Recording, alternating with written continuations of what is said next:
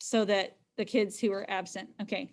So if you are absent today, what we're starting right now, this is for drawing and painting one only, is we're going to be talking about how to push your color. Okay. So I had the kids draw three, what are these called? 3 cylinders. Okay. And then we're going to color them all with a secondary color. So I had the students pick one, orange, violet, or green. I'm demonstrating in green.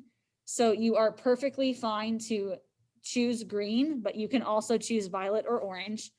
And for cylinder A, I colored the bottom part of the cylinder solid green, and then I colored the inside of the cylinder a darker green to try to give it differentiation so you can see the difference between the inside of the cylinder and the outside of the cylinder. And that's how far we've gotten so far. So like Roderick, I know you just came in, so that's what you missed if you want to get caught up. And then I'm just giving people a minute to get theirs colored in. Okay. So I could leave it like this and it's acceptable as a cylinder. Okay. But this is very, very, very what I'm going to call elementary. Okay. Because really we know that when we have any type of form that's 3-dimensional, it needs to be shaded. Is there any shading happening on this form right now? Besides, I mean, no. We have a darker color on the inside, but there's no shading happening. This is just like what I'm going to call a flat green. I took this one green pencil and I colored my color in solid. So this color right here is flat. Okay. And I want to make my color become dimensional because 3D, what does the D stand for in 3D? Dimensional. Dimensional. Okay. So when I'm talking about making something dimensional, I'm talking about the fact that I'm trying to make it look, instead of looking flat, I'm trying to make it look round or curvy or coming out at you, which is then in turn going to make it more real. And the best way to do that with color is that you need to use more than one. Okay. Because when you just take one color and you color it like this, okay, you're kind of limiting yourself. Now I can take this one color and I can shade with it like I could with a regular pencil. So I could come down here and draw like a little sphere, right? And I could press down hard and get the color to be more vibrant on one side. And then I could ease my pressure up just like I would with a regular graphite pencil. And I can shade with a colored pencil. And I can make my color less flat, okay? See how now it looks like I've got like a highlight, a midtone, and a deep shadow? Okay, but I can only get so far because I'm only using one color.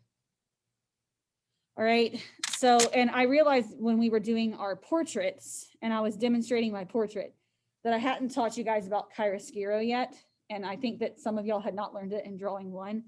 So I'm gonna also tie that into this, okay? So I want y'all to think about something, okay? If I want this to look green, what colors, and notice I said colors with an S, because if I don't want it to be flat, I need to add more than one color. What other colors can I use if I want it to look green? Can anybody have it? This can be a guess. You might not know. I want to make my color. Like mixing colors? Yeah, I'm blue and yellow. Okay, exactly. Okay, I have a green colored pencil, but I purposely had you guys pick secondary colors because they're made by mixing together colors. So what 2 colors make green? Emily just told us. Okay, yellow's one. What's the other color that makes green? Blue and yellow. Blue. Okay, so I now have a green color pencil, but I also have a yellow color pencil and I also have a blue colored pencil. Now, depending on how nice your colored pencil set is, I have 3 greens. I have a bright green, a medium green, and a dark green, and I have a blue. And I actually have a bright yellow, kind of like a lemon yellow, and then I kind of have like a mustard yellow. Okay, and really I even have different colors of blue. Okay, so I'm going from using 2 color pencils here to now I have 1, 2, 3, 4, 5, 6, 7. Now I've got 7 different colors. Okay, now I could use all 7 of these colors, but I also understand that some of you guys at home, you might not have 2 yellows and you might not have 3 greens and you might not have 2 blues. So for the sake of me showing y'all that you don't even have to have all of these colors, I'm going to use 1 yellow, 1 green, and 1 blue. Okay. Now, if you have these other colors, please use them, because the more colors you have, the more dimensional it's going to be. Do y'all understand? Okay. But if I don't have these colors, that's okay. All right. So I'm going to set those other ones to the side for a second. Okay. And I want y'all to think. I was coloring the sphere down here. I've got green, but I also have yellow and I also have blue. Where, if I want it to look green, where can I use these yellows and these blues?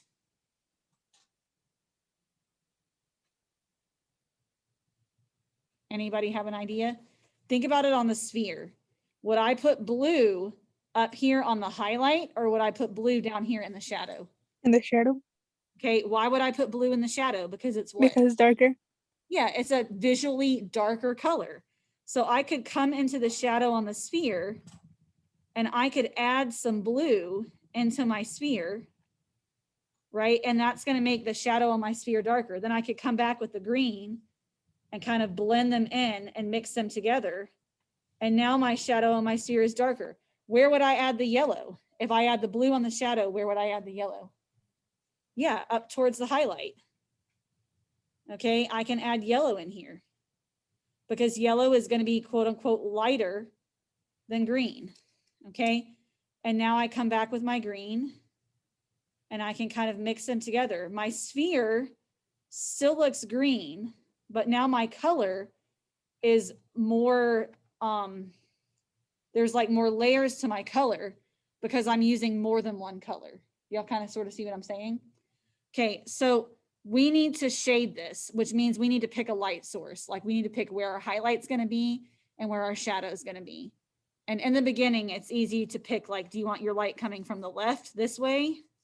Or do you want your light coming from the right this way? It doesn't matter. What do y'all want to pick? Okay, did you say left, CJ? Okay, so CJ wants my light coming from the left. So if my light's coming from the left, where's my shadow going to be? On the right. Okay, so I'm going to come to the side of my can over here. I'm not even starting with green. I'm starting with blue. Okay, and on the side of my can where my shadow would be like the deepest and the darkest, because light and shadow are always opposite. Okay, I'm going to come in with some blue, and actually I'm pressing pretty hard, but then I'm going to kind of ease off on my pressure so that my blue slowly gets a little bit lighter. Do y'all kind of sort of see what I mean? And then I'm just going to fade my blue out. And I'm hoping that you guys know how to fade with colored pencils. If you don't, it's something that you do kind of have to practice. But fading, if you want to practice it, okay, fading is when you start dark like this, and as you move across, you slowly release the pressure and you stop pressing as hard, and your pencil gets lighter and lighter and lighter. Y'all see that?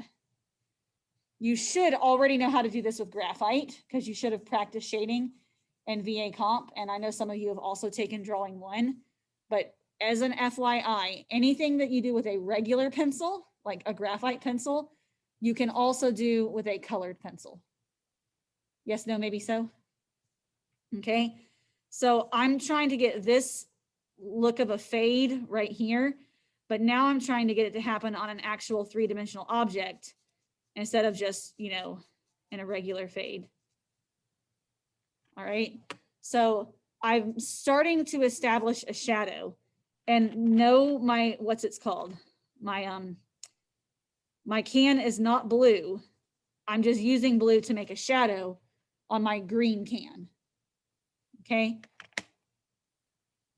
And I'm going to kind of sort of do the opposite on my quote highlighted side.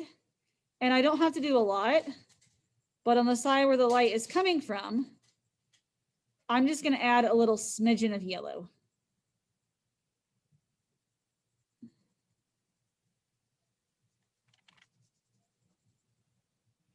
Okay. Now, this is just something that I've learned from like years of drawing objects and looking at them. And ideally, if this was, you know, not COVID and the situation was different, I would actually have a can in front of all of you guys for y'all to look at. Okay. But what's kind of interesting is a lot of times when the light is coming, you know, from this direction, the inside of the can is always a little bit darker, but the edge of the can right here will sometimes collect a little highlight on it. And then the inside of the can over here, it's almost kind of opposite, is going to be darker because that's where the least amount of light hits. It's just something that from like years of drawing, I know. So, and y'all just kind of have to take my word. Sorry, guys. Okay. So I kind of sort of have something like this. Now, what's interesting is, and this is something too that you can practice. Like, let's say I start with the green over here. It's very easy to take your colored pencils and make two colors blend together like that. So I started on the opposite side and I kind of started with green and I just let my green blend into my blue. And I can even come back because that's the cool thing about colored pencils. You can layer. I can add like another layer of blue and I can really make my colors look almost like a rainbow or like a sunset. I can make my colored pencil colors blend together. So I'm going to try to do this concept up here. Okay. And I realized I was using this green, so I'm going to use the same green just for consistency. Okay. Thinking about, you know, what direction and thinking about not wanting my scribbles to show, I'm going to kind of come in with the green and I'm going to layer it. See, I'm putting it on top of the yellow, but because that yellow was there, see how it's making my green look a little bit brighter. Okay. Then when I put my green on top of the blue, it's going to make my green look darker.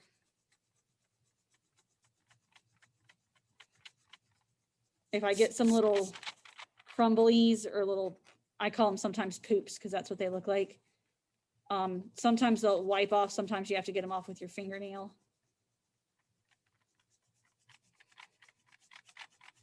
But now my sphere, and I'm not even finished shading it, but do you see how this sphere is starting to look 3D and this sphere is starting to look more not 3D? It's still 3D, but it's not, it's lacking the dimension and the richness of the color. Okay. And I can actually press really hard with my green in here so that it's still pretty vibrant. And no one's going to look at that and say, oh, that's a yellow sphere, or not a yellow sphere. God, I can't talk. No one's going to look at that and say, oh, that's a yellow sphere. They're just going to say, oh, that's a green can or a green cylinder. But the green just looks so much more dimensional. Y'all kind of sort of see what I'm saying? Okay. I wish that my projector never shows my colors how they really look in real life. It makes me sad. It always like over exaggerates my colors and makes them look brighter or darker than they really are. And it's a little bit frustrating, but that's also, you know, y'all still get the gist. Okay. And I can use the same color of green, or, you know, because I do have different colors of green, I can still use that quote darker green color. But now even the inside of my can is going to have some dimension, not just the outside.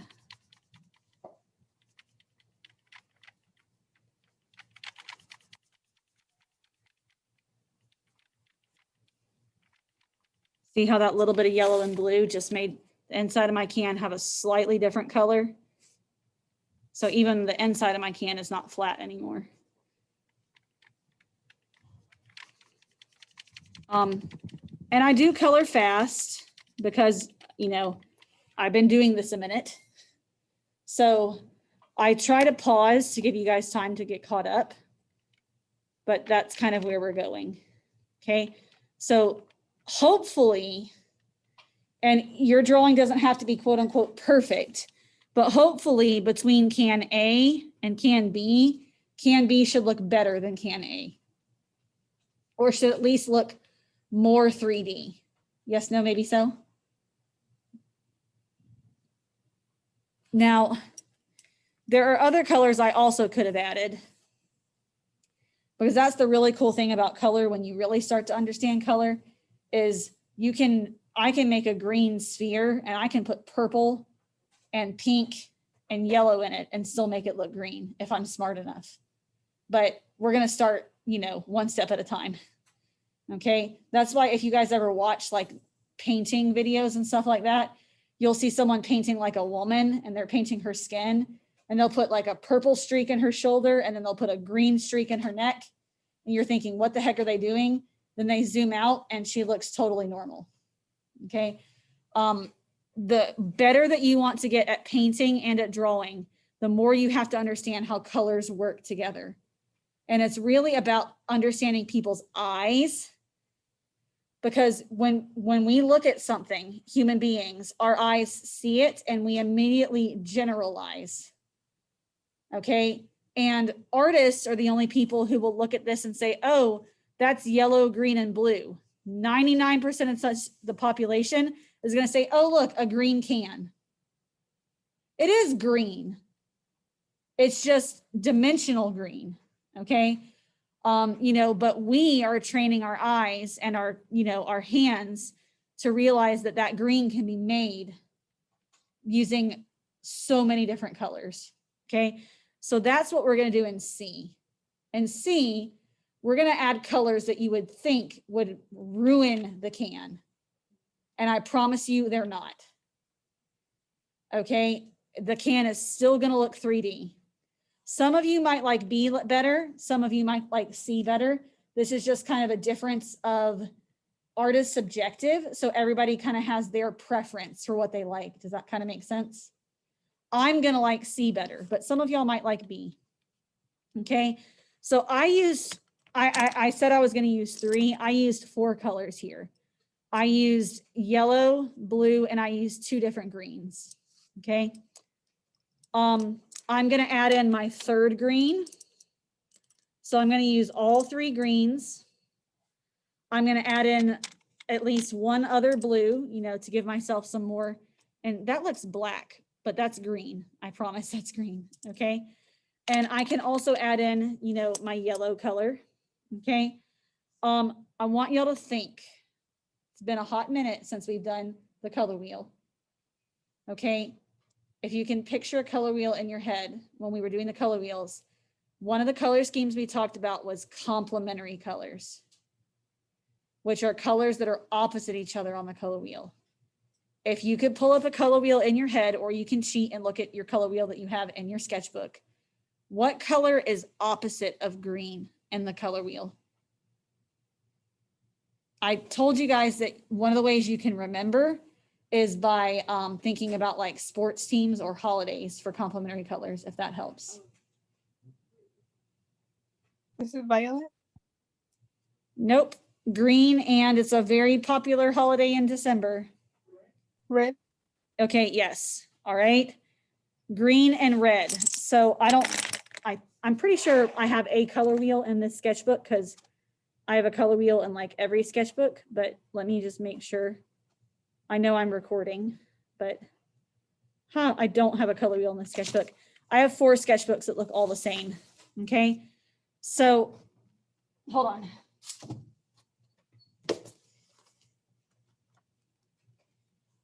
Thought I just saw it. Here it is. Ta-da! We did this at the beginning of the semester. Do y'all remember this? Okay, complementaries right here, opposite colors. So if you picked orange, your complementary color is blue. If you picked green, your complementary color is red. If you picked violet, your complementary color is yellow. And how do I find that? Here's green. When I draw a line straight across, what do I hit? Okay. If I had chosen violet, I draw a line straight across, what do I hit? Yellow.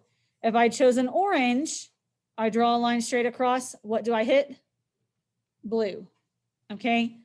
So again, I cannot emphasize this to y'all. This is the most, in terms of studying and in terms of understanding color, this is the most important page in your sketchbook.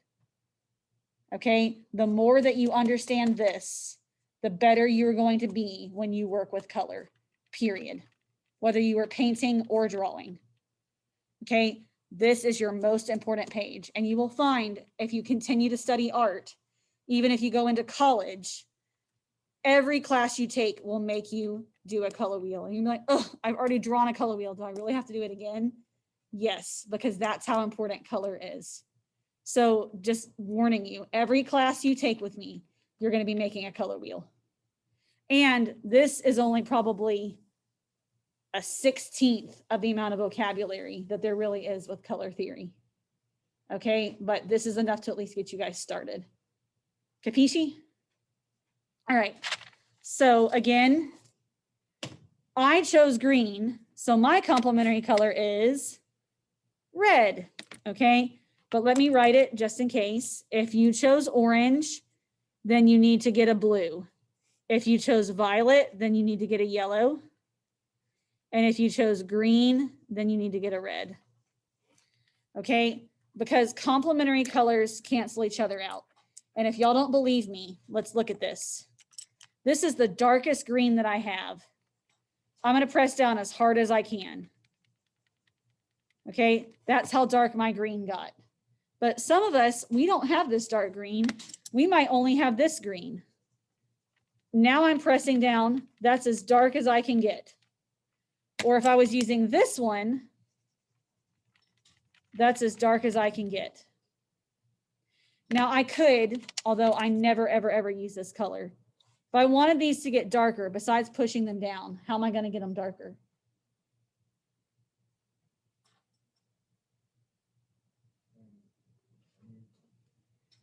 Okay, I could add black.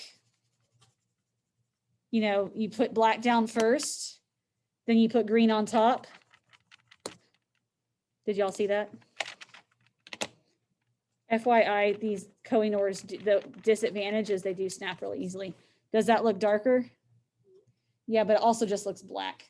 Like, because black is a very dominating color. So there are a lot of artists who won't use it. Okay.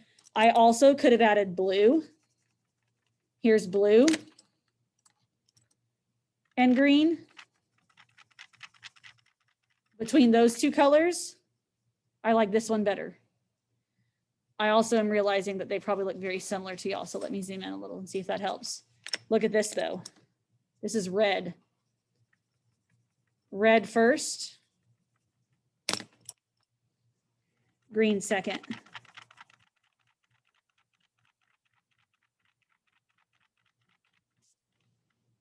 Isn't that interesting?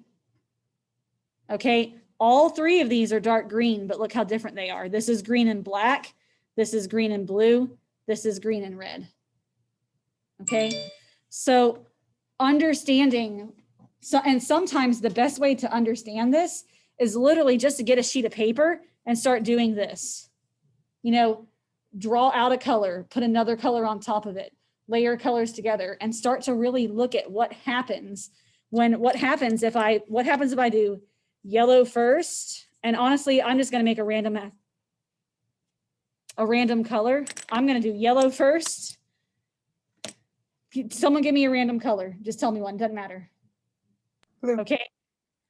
CJ said blue. Now I'm putting yellow and blue together. Obviously that's going to make my color turn a little bit what? Blue and yellow make what? Green. Okay. It looks burgundy to you. Yeah, it depends. Now, something that could be interesting too is what if I do this with a different green on top? Now that's 2 greens and a red. Okay, someone give me another random color to put on top of this. I don't care. Purple, all right? I don't know what it's gonna make. Yellow, blue, and purple. Now I'm putting purple on top. What color did I get?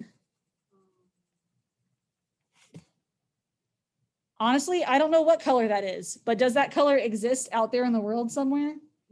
Yeah. And sometimes when you're painting objects from nature and you have these really weird browns and grays and like off colors, that's how you get them. Okay, you don't get them by mixing together yellow and or black and white. You get them by mixing together yellow, blue, and purple.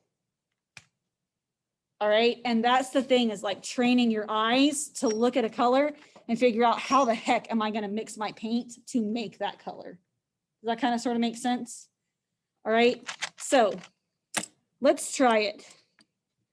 And y'all can really experiment around. Obviously, the red is making the green darker. So I'm going to come in on the shadow side and I'm going to put some red. I don't have to put a lot of red. I can just put a little bit. Okay, the blue also makes the green darker. So could I also add blue? I sure could. I'm going to put a little bit of red here too on the edge.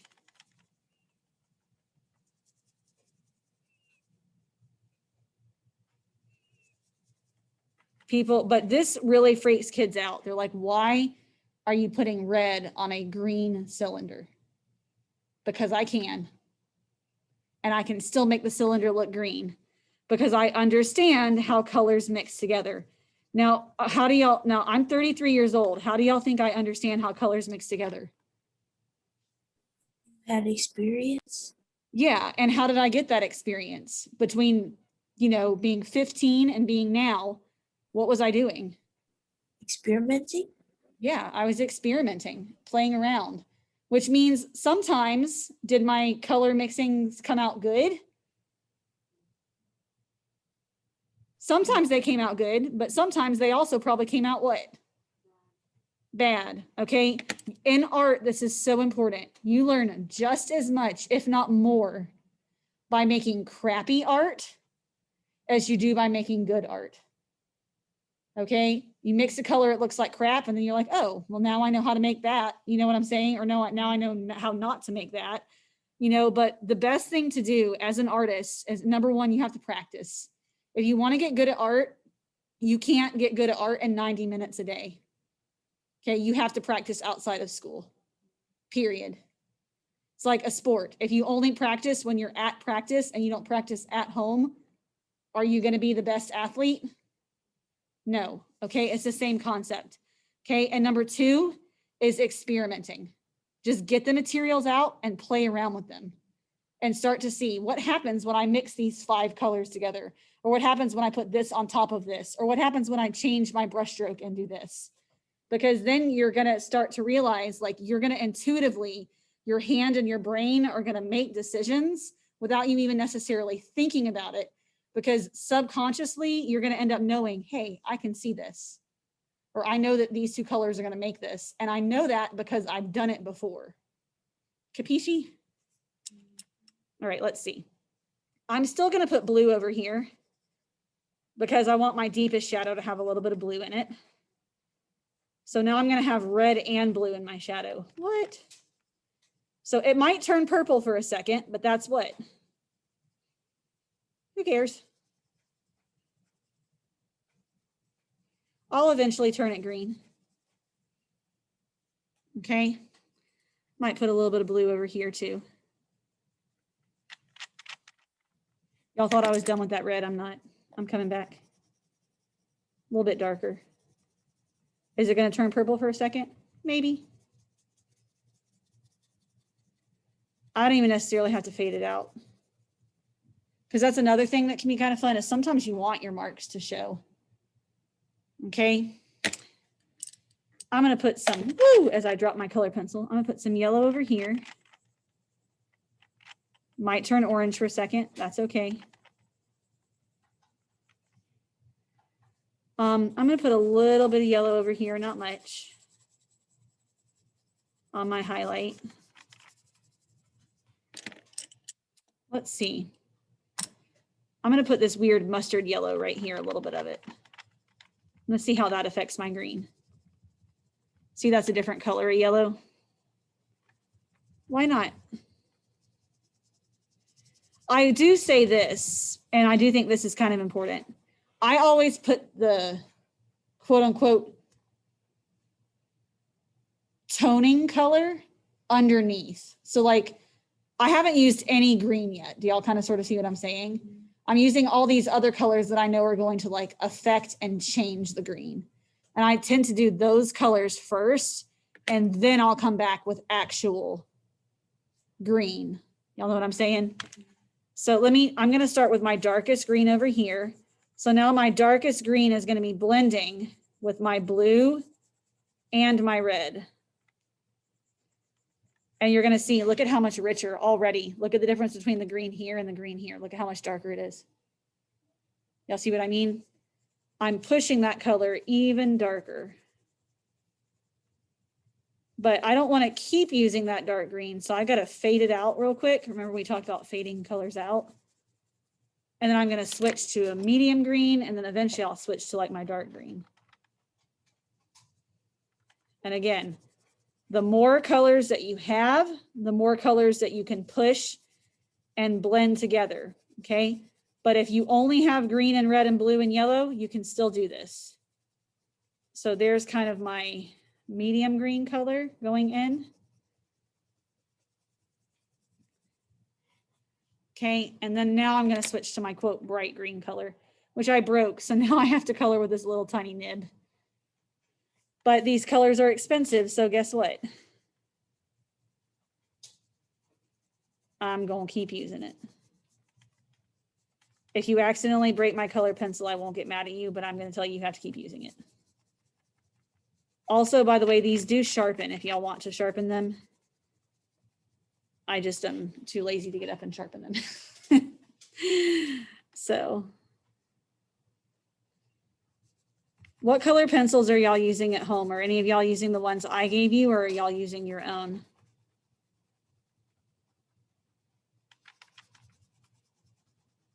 My own. What kind do you have?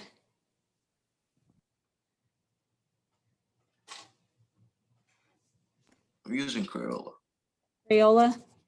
Yeah. I will tell y'all what, I've made some pretty nice drawings with Crayola color pencils. Or it used to be called Rose Art, but I think they changed the name now to Crazy Art.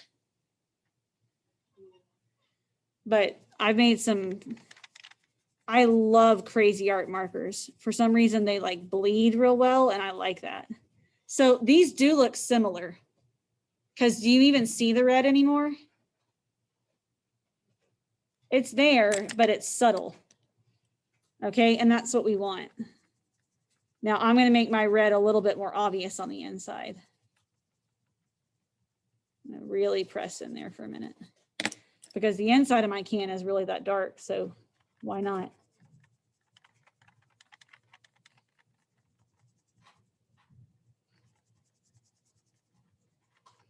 But do y'all kind of sort of see how each one is slowly becoming a little bit more dimensional?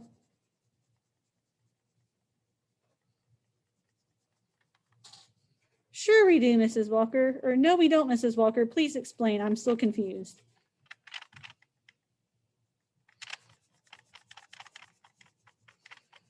Another thing you'll notice, or that y'all probably noticed that I just did, that this is important. You're going to be 100 times better. Ooh, the bell is ringing in 1 minute. You're going to be 100 times more better at drawing if your hand is comfortable. So what did I do to my sketchbook?